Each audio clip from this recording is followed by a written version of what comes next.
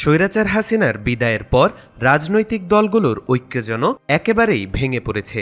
এমনকি দীর্ঘদিনের জোট জামাতে ইসলামী ও বিএনপির বিরোধ একেবারে প্রকাশ্যে। রাজনৈতিক মতানৈক্য এমন অবস্থায় পৌঁছেছে যে কৌশলে জামাতকে নিষিদ্ধ করতে চাচ্ছেন বিএনপি নেতারা। শনিবার রাতে নিজের ভেরিফাইড পেজে একটি পোস্ট দেন বিএনপি নেতা ইঞ্জিনিয়ার ইশরাক হোসেন। সেখানে তিনি লিখেছেন, ২০২৪-এর গণহত্যার জন্য যে আইনে আওয়ামী লীগের কার্যক্রম নিষিদ্ধ হয়েছে, একই আইনে ১৯৭১-এর গণহত্যার জন্য দোষীদের কার্যক্রম নিষিদ্ধ করা হবে না কেন?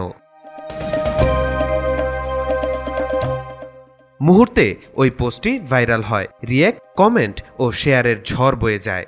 কমেন্ট বক্সে হুমড়ি খেয়ে পড়ে ইতিবাচক নেতিবাচক মন্তব্য। অনেকেই বলছেন, ২৫ বছর যখন একসাথে ছিলেন তখন কেন নিষিদ্ধ চাননি, হঠাৎ এখন কেন? কেউ বা আবার জানতে চাচ্ছেন, যারা তাদের সাথে জোট করেছে তারা নিষিদ্ধ হবে কিনা। এদিকে আওয়ামী লীগের দুঃশাসনের সময় একসাথে রাজপথে আন্দোলন করেছে বিএনপি জামাত। ২০০১ থেকে ২০০৫ সালে জোট সরকারও গঠন করেছে তারা। হঠাৎ করে আওয়ামী স্টাইলে আবারও জামাতকে নিষিদ্ধ করার দাবি উত্থাপন করায় চলছে সমালোচনাও।